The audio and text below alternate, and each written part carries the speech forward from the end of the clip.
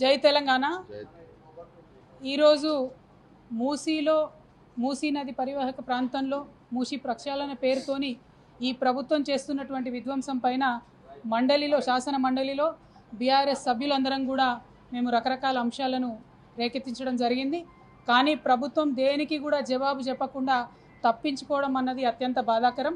కానీ మేము సంధించినటువంటి ప్రశ్నలతో ఈ మూసీ మీద ఉన్నటువంటి కన్ఫ్యూజన్ అంతా పోయే విధంగా శ్రీధర్ బాబు గారు ఒక్క మాట మాత్రం ఒప్పుకోవడం జరిగింది.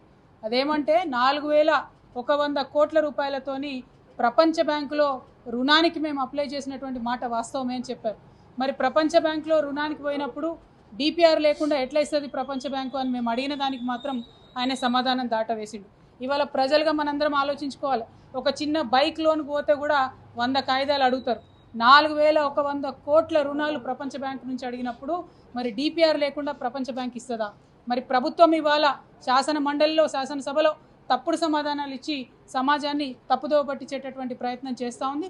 దీన్ని మేము తీవ్రంగా ఖండిస్తూ ఉన్నాం. మీరు ఏదైతే మూసీ నది ప్రక్షాళన కోసం బీఆర్ఎస్ పార్టీ ఎన్నడూ కూడా వ్యతిరేకం కాదు. కానీ ఒక ప్రణాళికబద్ధంగా స్టేజ్ వైజ్గా ప్రక్షాళన చేయాలని బీఆర్ఎస్ పార్టీ భావించింది. అందుకే మొదటగా ఎస్టీపీలు కట్టి ముందు వాటర్ క్లీన్ చేసి తర్వాత అక్కడ ఉన్నటువంటి ప్రజలు వారి అవసరాలు ఆలోచన చేసుకొని వారిని రీహాబిలిటేషన్ చేసిన తర్వాత ఏమన్నా కార్యక్రమాలు చేయాలనుకున్నారు. మొత్తం డీటెయిల్గా రీసెర్చ్ చేసినాక 7000 పైచిలుకు మంది ఇండ్లు పోతున్నాయంటే కేసీఆర్ గారు ఆ ప్రాజెక్టు జోలికి పోలేదు.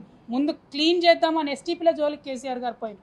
కానీ రేవంత్ రెడ్డి గారి ప్రభుత్వం 7000 మందికి ఎఫెక్ట్ అవుతుంది డైరెక్ట్గా అని తెలిసినా దాదాపు 15,000 పైచిలుకు మందికి ఇప్పటికే మార్కింగ్ చేసినా ఏమాత్రం కనికరం లేకుండా వారికి ప్రత్యామ్నాయ గృహం వసతి కూడా కల్పించకుండా మరి బుల్డోజర్లతోని ప్రజల మీద పడడం అన్నది చాలా దారుణమైన విషయం. ఒక పక్క ప్రజల్ని ఇబ్బంది పెట్టడం, ఇంకొక పక్క శాసనసభలో శాసన మండలిలో తప్పుడు సమాచారం ఇవ్వడం, ఇవి రెండు కూడా ప్రజల్ని మభ్యపెట్టేటటువంటి కార్యక్రమాలు. వీటిని బీఆర్ఎస్ పార్టీ తరఫున తీవ్రంగా ఖండిస్తూ ఉన్నాం.